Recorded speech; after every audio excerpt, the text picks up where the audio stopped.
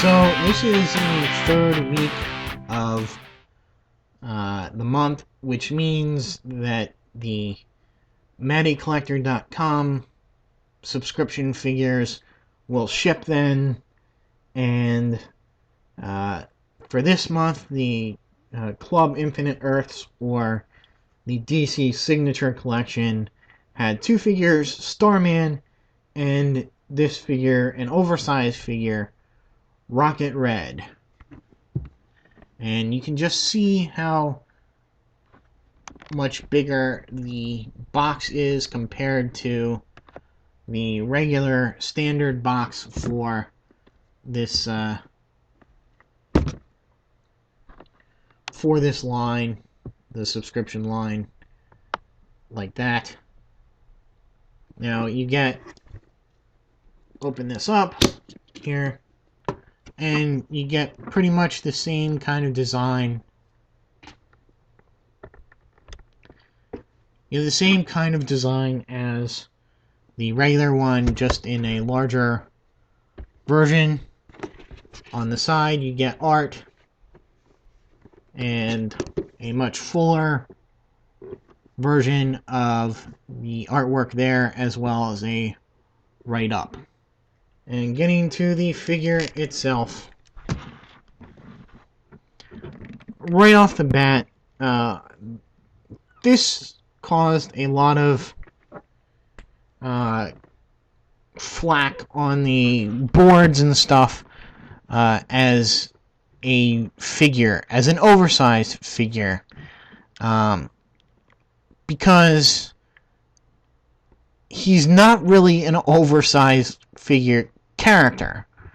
And so I really don't know why they decided to do... let me backtrack it first. But I was going to wait to make a judgment on this before I said the oversized figure looks stupid. But it does.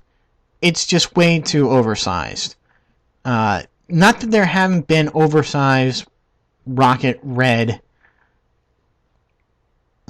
designs in the comics. At the end of the day, these are suits of armor. So, can they be bigger than a normal, like a 6-foot man? Yes, as long as that 6-foot man looks like he could fit inside that piece. So I wouldn't have no trouble if this were a more suit-like appearance. Mech kind of appearance. So take Starman as like your typical 6-foot man. And you put him inside there, you can't really fit into that as, say, a suit. And which is why I have a problem with it. If they had designed it so that it looked like there was actually maybe a guy that could fit into there, I really wouldn't have that much of a problem with it. But here, he just looks like a regular figure that's been blown up too much. He looks like he's in a totally different scale to the regular figures.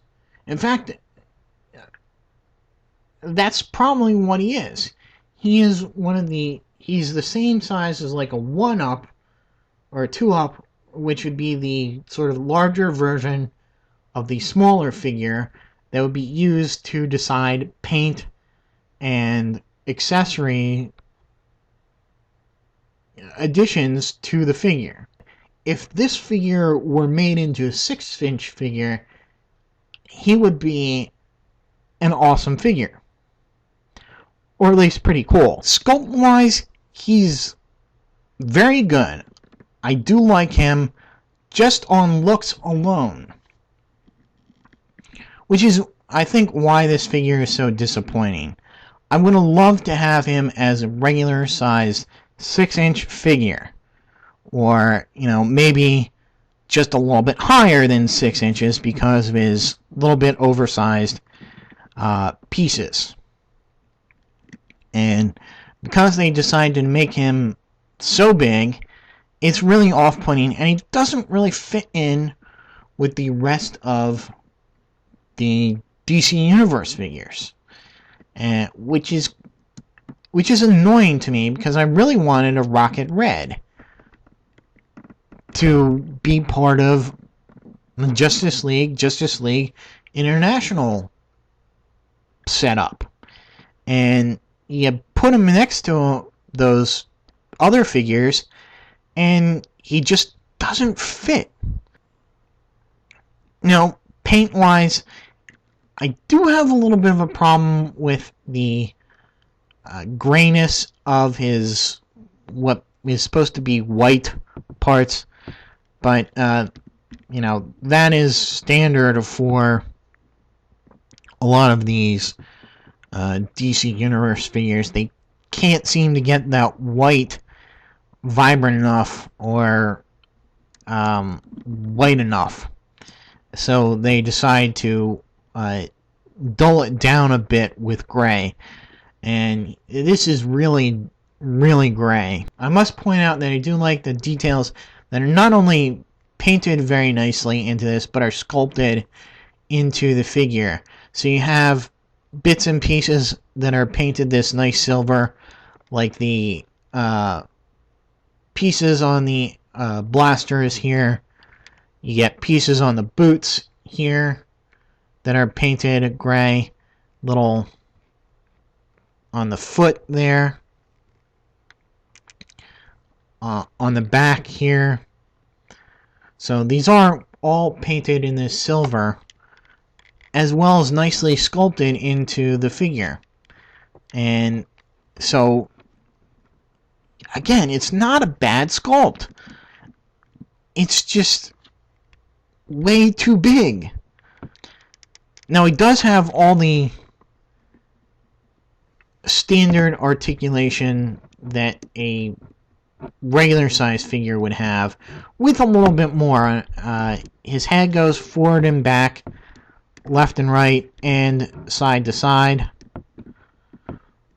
His arms do go forward before running into his shoulder pads, which really do block his articulation there. And they do go out to the side and in. He rotates at the bicep there, bends at the elbow, and rotates at the wrist, but his blaster does get in the way of full rotation there, so you will have to force it around there. I'm not going to. Ab crunch goes forward and back. The top part doesn't interfere with that. He does have waist articulation there. Legs go forward, back, out to the side, rotate at the thigh, bend at the knee. He's let his ankles bend forward and back, and they have ankle pivot a little bit, so you can get a little bit wider stance with his feet there. Kind of a little bit wobbly on this ankle, but that's alright. It doesn't really cause problems in his standing up. Let's get to a problem that I have about the way he's really constructed. Not the way he looks, but his actual construction. You can see his backpack here and shoulder pads are the real problem. They did make them out of this very pliable plastic. I don't have a problem with that because they do allow a little bit of give when you're posing him.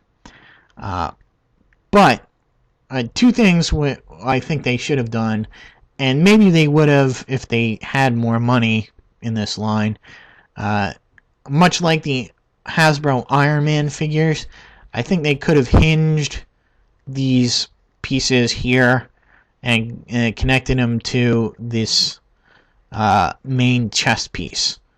And again, this is all made out of that very flexible plastic.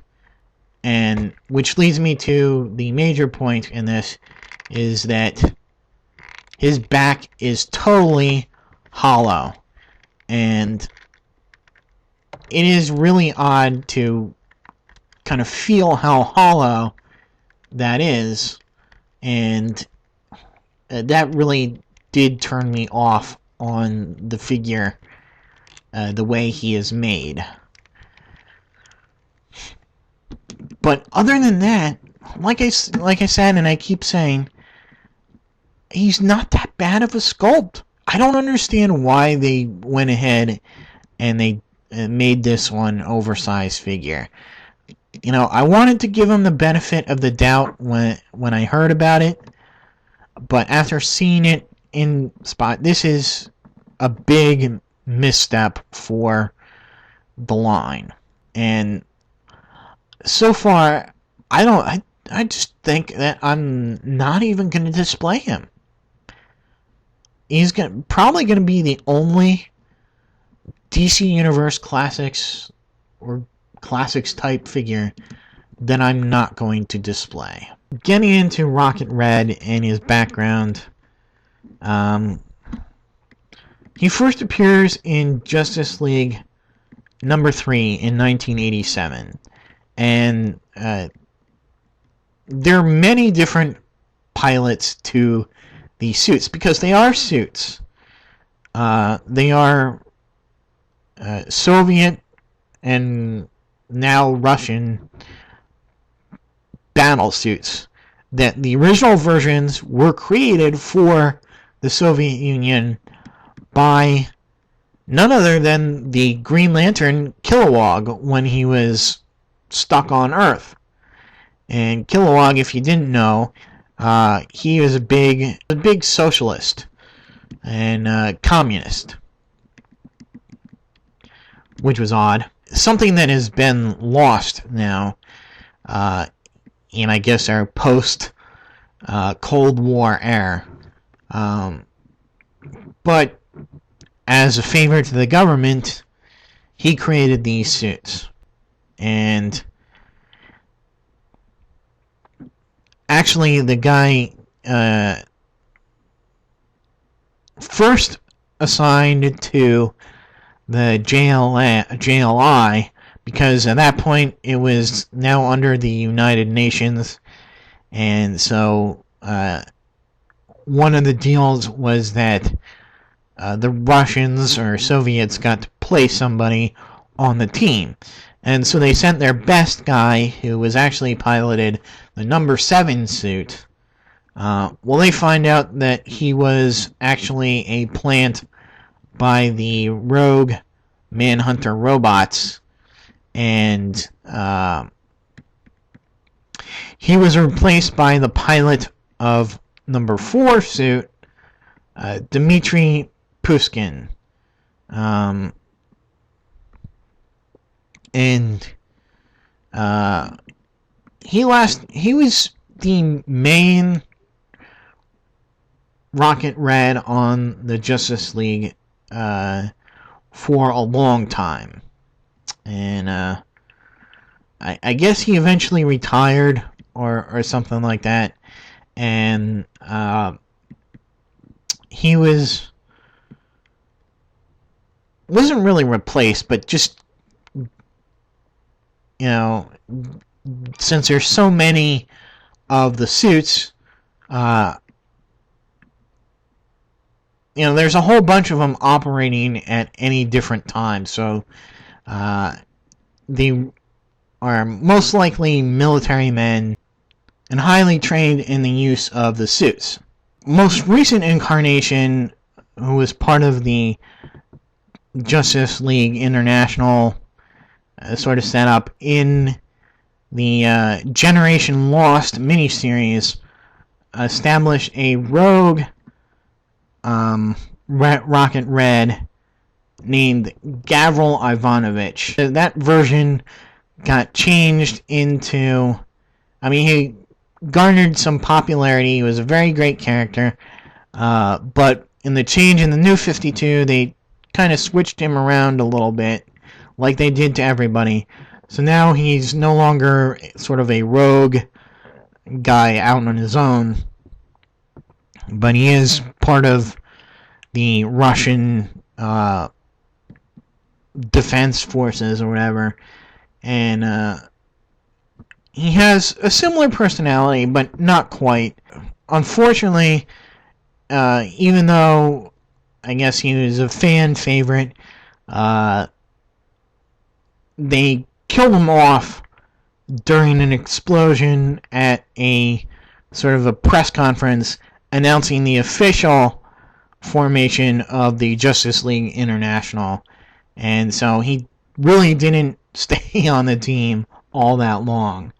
Now he does make some appearances in both Justice League Unlimited and Brave and the Bold, but they're very small parts.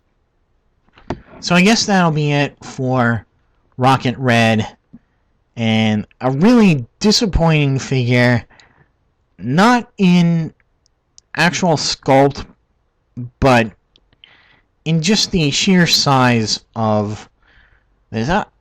Again, I just don't know why they made this an oversized figure. He didn't need to be. I mean, if they needed to do an oversized figure, they should have done somebody else. I guess I'll end it there, and stay tuned. Next month will be... who's coming next month? Is it Black Mask already? There'll be a new sub figure next month, and until then, I'll see you.